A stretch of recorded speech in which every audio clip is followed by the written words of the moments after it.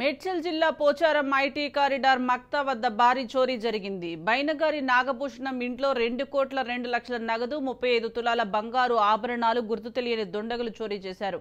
ఘటనపై పోలీసులకు సమాచారం ఇవ్వడంతో కేసు నమోదు చేసుకుని దర్యాప్తు చేపట్టారు. ఘటనా స్థలానికి చేరుకున్న పోచారం ఐటీ కారిడార్ పోలీసులు క్లూస్ టీంతో దర్యాప్తు చేపట్టారు.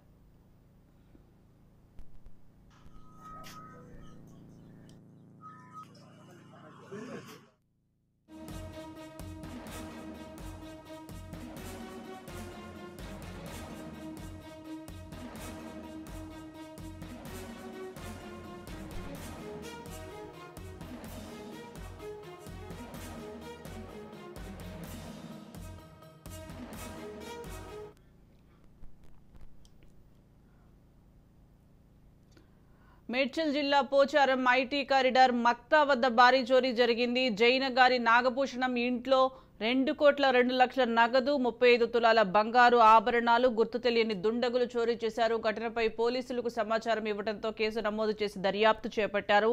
ఘటనా స్థలానికి చేరుకున్న పోచారం ఐటీ కారిడార్ పోలీసులు క్లూస్ టీంతో దర్యాప్తు చేపట్టారు.